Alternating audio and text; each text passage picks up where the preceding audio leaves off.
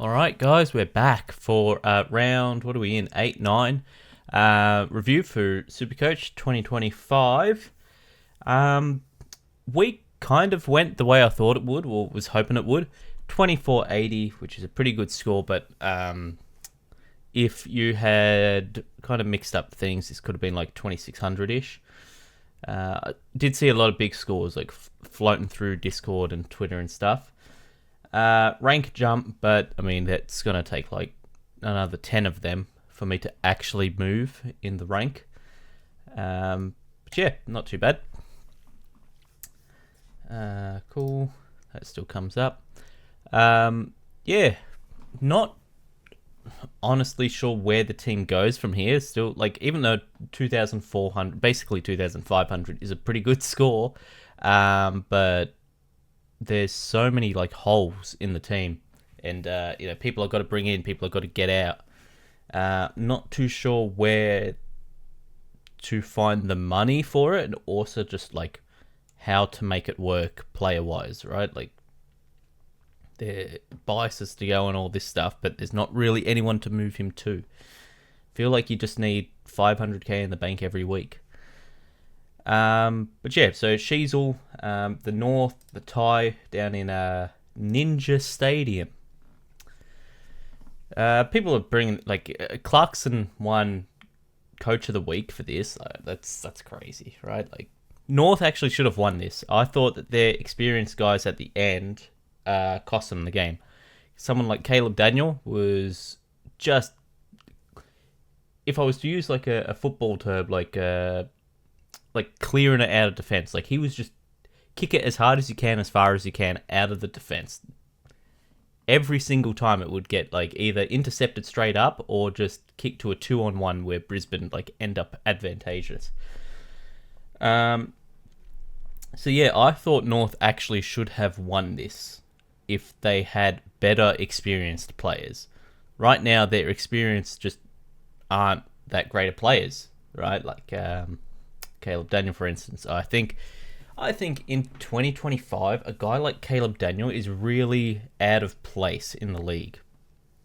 The league is going a lot more athletic, which is fine. It's kind of like gone back around. So we had an era, kind of like COVID till like last year, maybe the year before, where you wanted to be big body, right? Like, you wanted to get as big as you could out there. Tall forwards, tall backs, tall midfielders. You wanted as much height and like strength as you could around the field.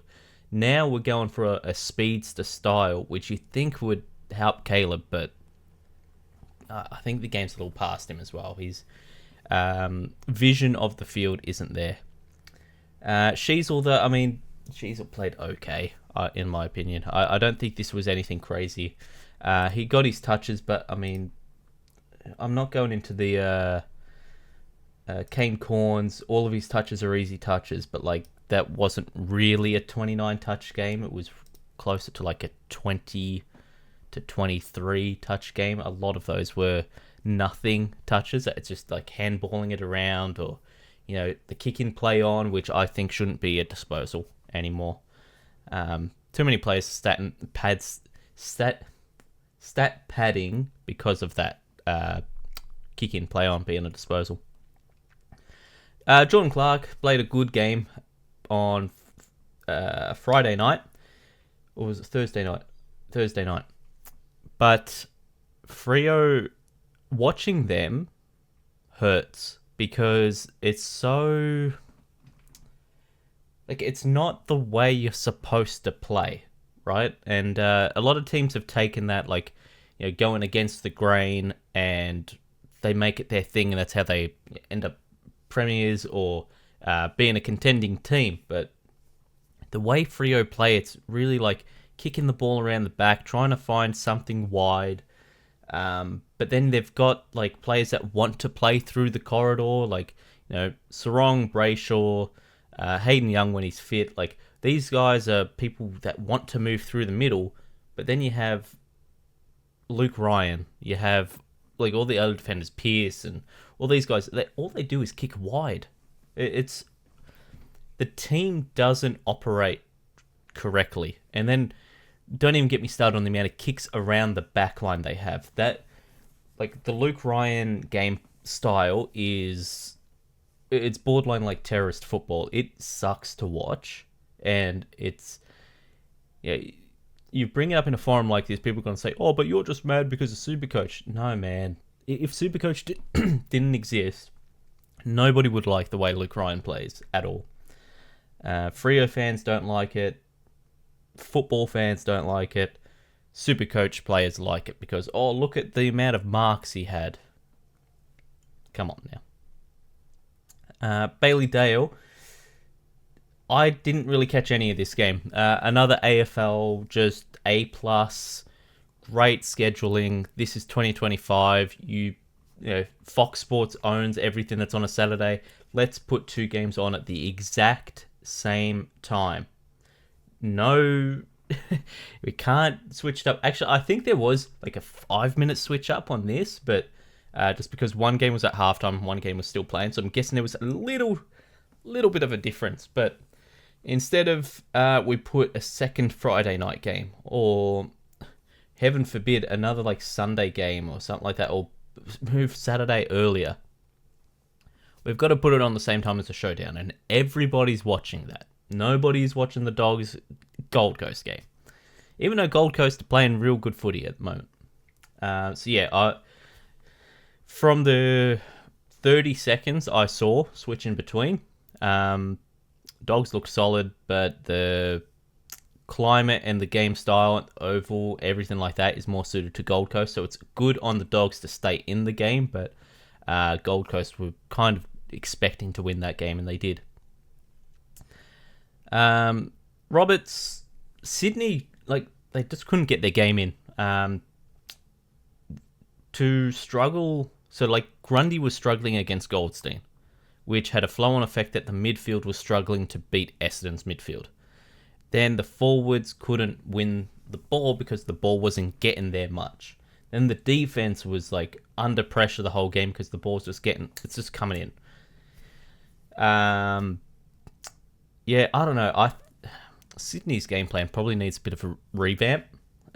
Same style they've had for a couple of seasons now, right? Like, dominate at the stoppage, get the ball forward, and just win on volume of kicks that are going inside 50 instead of like selective kicks. So like Collingwood, I mean, Collingwood's not a good example, but there's teams around the league that are winning just on like good quality inside 50 kicks and marks and stuff like that and shots at goal. But Sydney's trying to do it through volume, and I mean, you look at the ladder and you just kind of see that it's not working this year. Last year it was.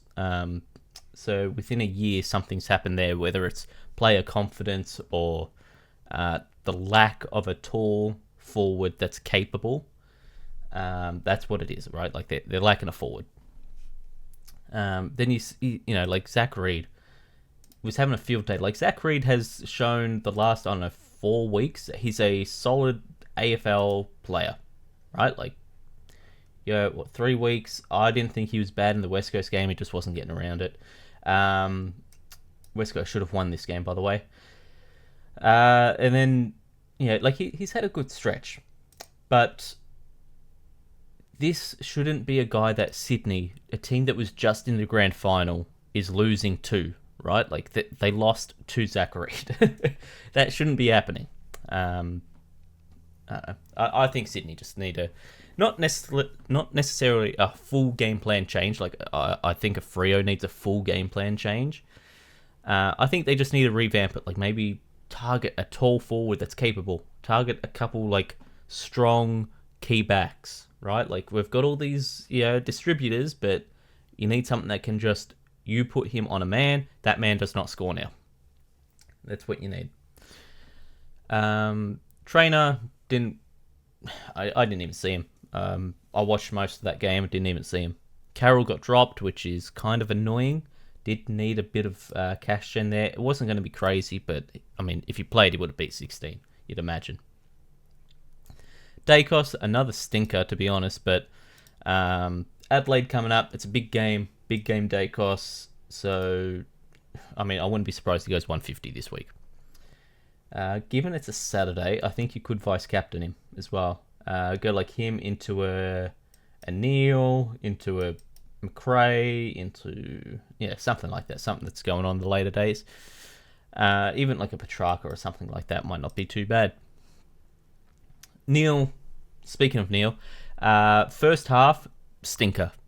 2025 Neil, 45-year-old, damn near Lockie Neil,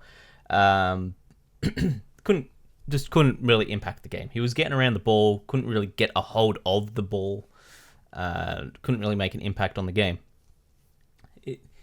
Towards the end, he did. He was kind of like he was important in Brisbane not losing, not necessarily putting it forward to win the game, but he made sure they weren't losing the game, which you always need a couple of those guys. Petrarca was the most like stuck on 99 player I've ever seen. He could not do anything. Like he was on 82 or something like that, a minute into the third, and then the next like half hour of football, he just couldn't do anything, right? Like he'd get around the ball wouldn't bounce his way, very normal stuff. But like even towards the end of the game, it really felt like, man, what a curse! Like the ball just cannot get to him. Did end up going with him over Chad Warner. I think Warner could be better long term, but Petrarca just seems like a guy that you need at the moment. He's going to finish off the forward line. I don't see Caleb Daniel staying. I do actually see Marek being a better pick now than Caleb Daniel is. So it's going to be something like Baz, Rankin, Horne-Francis, McRae, Marek, Petrarca. You work it out with the prices. So Petrarca would be second. Or actually, he'd be first. But I think Caleb Daniel's probably on his way out. Sarong, 104. We've done the Freo talk, but this 50-50 has cost me. So what is it? Okay, if I bring it up, it should show, right? If I go here, midfielders for Fremantle, total points. I mean, that's insane, right? Like 200, 300 points just there. That's crazy, just because of a coin flip. You could say, oh, well, you should have just went to Brayshaw and corrected it in like week 2. Sarong should be as good. He shouldn't be 200 to 300, almost 400 points behind. It shouldn't be happening. But yeah, that Freo game plan. As soon as they fire Long Muir. Yeah, Long Meyer is Sydney. Long Muir. As soon as they fire him, I think that team's set up way better. They're going to wait till the end of the season. I think if you fire a coach mid-season, it's pretty rough to whoever's going to step in, because you can't implement a game plan mid-season. It's just not going to happen. But, they've brought in a lot of guys, so I think pressure's on. I think JL's out end of this year. Rosie, good showdown game. Port needed it. Port just couldn't get across the line. That's the only thing with them.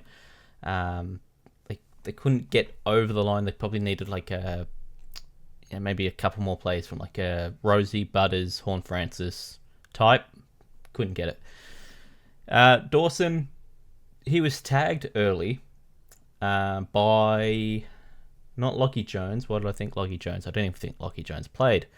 But yeah, he was tagged early. They ended up moving him around the field a little bit. I think they tried to move him to defense. Didn't work. Move him to the forward line. He was impacting the game as a forward, but couldn't really get the ball. Bad score. I expected better, but he's dominated them so many times in the showdown. It makes sense for them to send a tag to him, send some attention to him. It makes sense. That's why like the whole Ken out, like Ken has to leave. His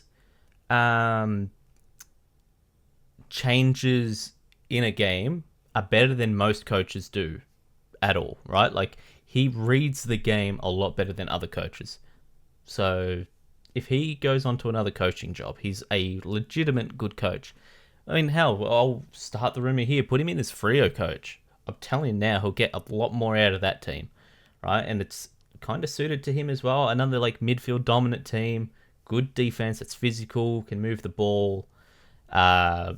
Mix of talls and smalls in the forward line. Ken Hinkley at Freo. It's not that bad, right? Like I don't think Ken Hinkley ball is a bad style of football. Ashcroft was good for the first half, went missing after it. Hustwaite got subbed. We'll see if he keeps his job. Keeps his spot in the team. It's a Thursday game, so we'll find out early.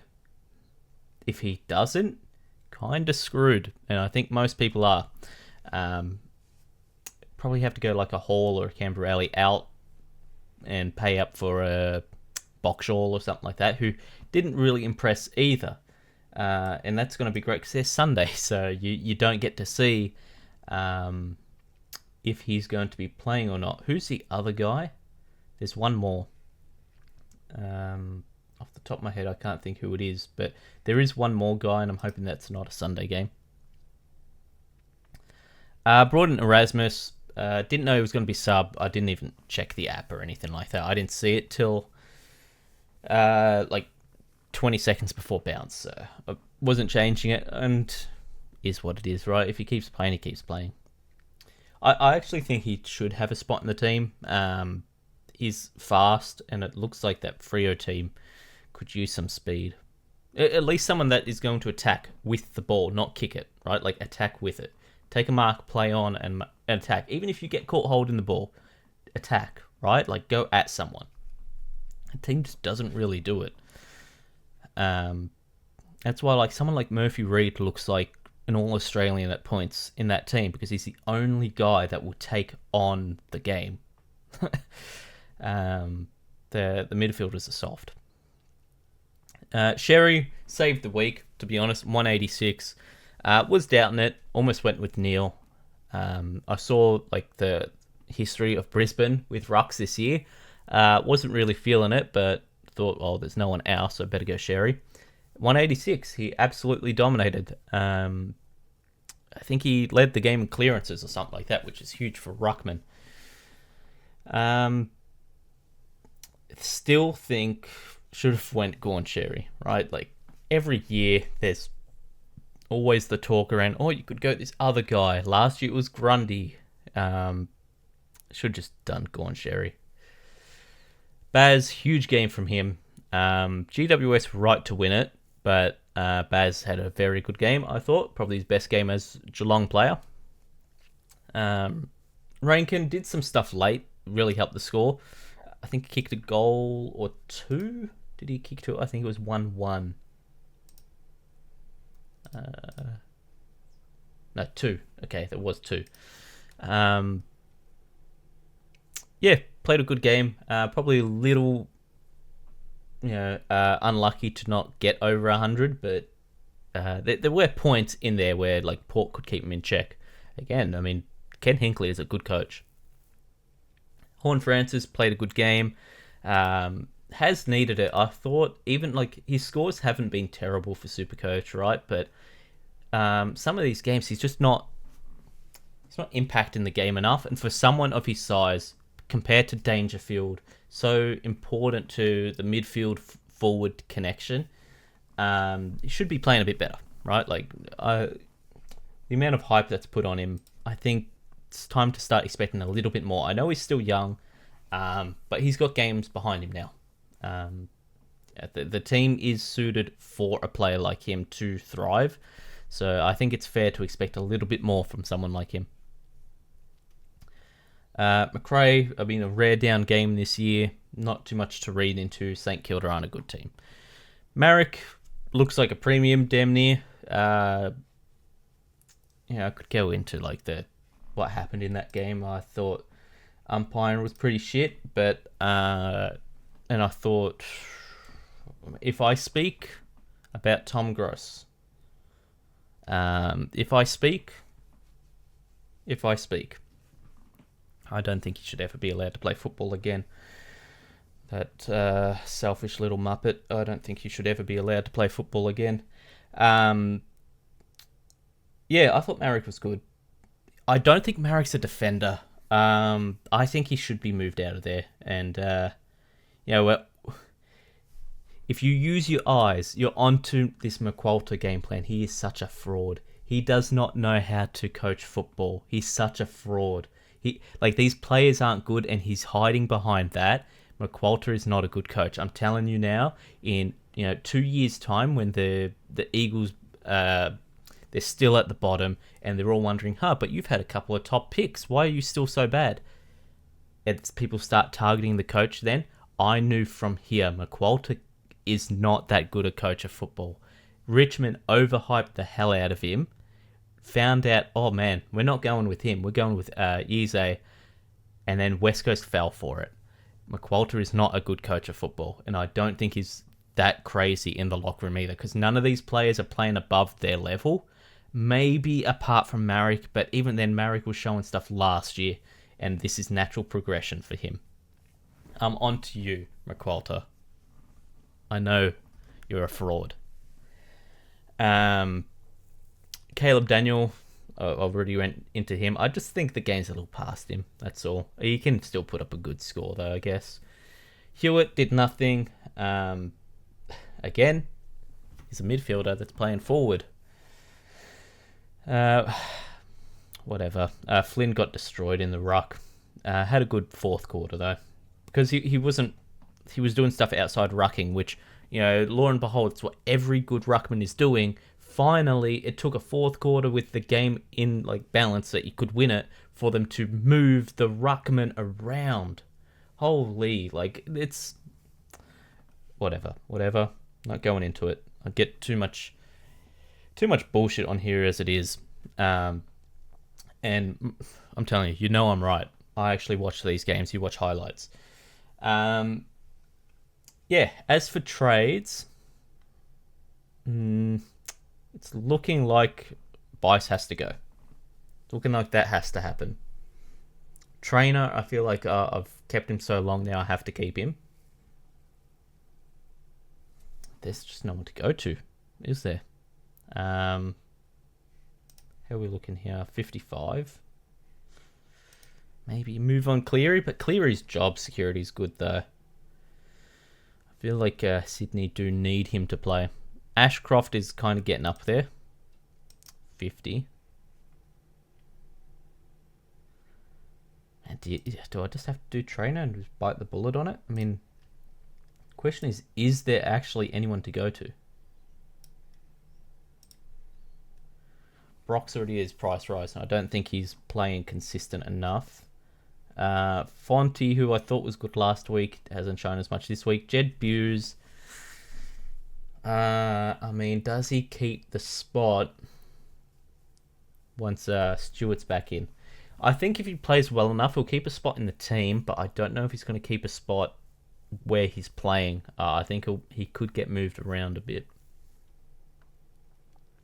Bustling as a sub. Bowen. Does Bowen come back this week? I think it was a striking charge, so it might be more than one. Lewis Hayes, didn't he do his ACL? Give me 1 second. Yeah, so Lewis Hayes did his ACL, so he's not a pick now.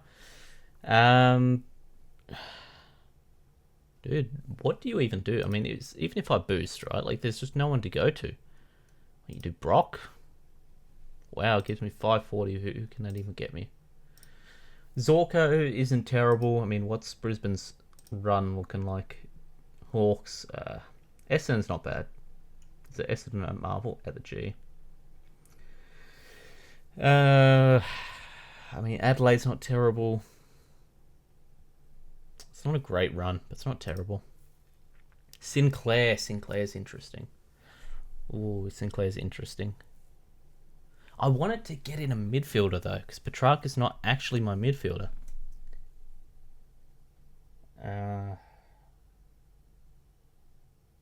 I feel like you can't make trades yet. So, this is Tuesday. I feel like you can't make trades yet. I feel like this is a week you need to see lineups because... what if Hustwaite and Erasmus don't play? What do I do? I'd probably trade Clay Hall. Is that right?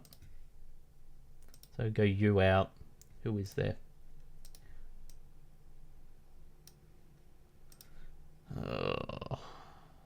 What if Boxall doesn't play? Archer Day Wicks. I didn't think he was that good. Lorenz. I think he was a one-game guy. Yikes. This is bad. Look at this. 30, 30, 28, 30. Right. Okay, so that's how it's going to be. Yeah, you can't make trades yet. You can't. You have to see lineups. Might be an angle where you just have to hold bias because there's no one to go to. You need like 150k in the bank. Feels like every week.